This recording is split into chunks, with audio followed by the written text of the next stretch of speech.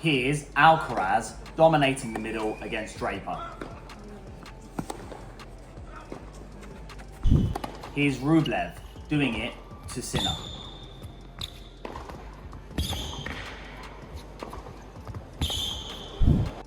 Here's Ruud doing it to Alcaraz.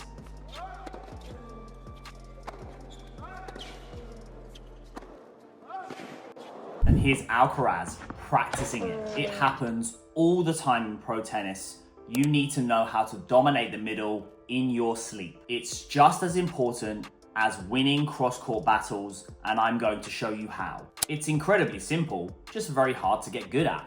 You need to make decisions based off where you are, where they are, and the ball you have. For dominating the middle, we are going to focus on where you are and the ball you have. So when you decide you are going to dominate the middle, you will be on the baseline or just inside it.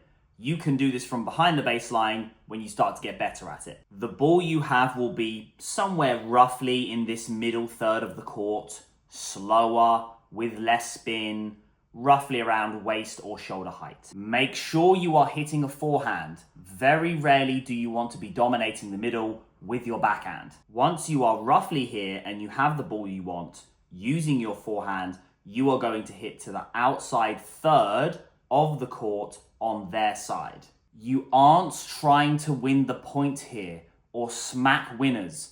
Please do not go away from this video smacking balls and making mistakes. You are trying to consistently and safely move them around the court to try and get them to give you an error or an opportunity for you to do more. You are allowed to hit a maximum of 2 shots to the same side before you must then change to the other side, ideally changing every shot most of the time. Now for how you get good at this. There are 3 ways to be offensive in tennis: taking time away, hitting with precision, and hitting with speed. When dominating the middle, you must make sure you are taking time away, the most important part of being offensive. Remember, when you are moving forwards and taking time away, you need to hit the ball lower over the net with a good amount of topspin, otherwise it's going to go out. If you don't hit the ball lower over the net, the only way to stop it going out is by hitting it slower.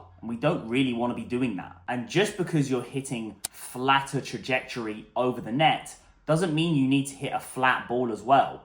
You can hit a flat trajectory and a topspin ball. Now, because we are going to be hitting into the outside third of the court, which is a relatively small area, we are going to be focusing more on precision whilst maintaining good speed. To hit with good precision, you must make sure you have good racket rhythm. The definition of racket rhythm is the change of racket head speed on contact with the ball. Your racket should never stop during your swing. It should be accelerating on contact with the ball. It should never be all one speed. So hit the ball at the top of the bounce or as it's finishing rising, above net height, but not above shoulder height. Take time away, hit with precision, and use good racket rhythm to hit with precision. Now for some drills to practice all of this. 2 simple ones. The first one is the 50 and 5 drill. Someone's feeding you dominate the middle balls. You have to hit 50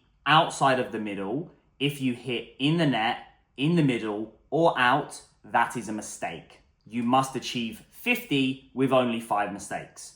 Tough challenge. The second drill is set a timer for 5 minutes. Someone is feeding you dominate the middle balls, and you have to see how many in a row you can hit outside of the middle within 5 minutes. The highest I've ever had a player do on court with me is 43, so good luck trying to beat that. Compare yourself to yourself and just try to improve. Dominating the middle is mainly a both back situation, but you can practice it off the serve and return as well. Let's imagine you've served wide. Most players, if they're smart, are trying to hit the ball back down the middle. You're doing your favorite pattern. Let's imagine it's hitting into the open court. If you've hit your +1 well enough, you have either won the point or they have given you a ball down the middle and you can start dominating the middle. See how many times after your +1 ball you are dominating the middle. For return of serve, your main goal is to be neutralizing the serve down the middle on the first serve. But on the second serve, depending on how good their second serve is, you could look to potentially play down the middle, but with a bit more speed. And if you've done that well enough and you have them under a little bit of pressure, they might give you a ball back down the middle and you can start dominating the middle. Lastly, I just want to give you some context on your ultimate goal here when dominating the middle. As you will have seen in the clips of the pro players at the start of this video, the way they are dominating the middle is ridiculous. They are taking balls on the rise and dominating the middle, which is so hard to do. They are also breaking the single sideline from the middle.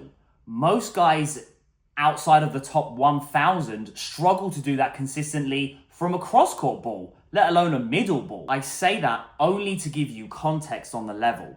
Compare yourself to yourself. The most important part is that you improve. It's not about who's the best right now.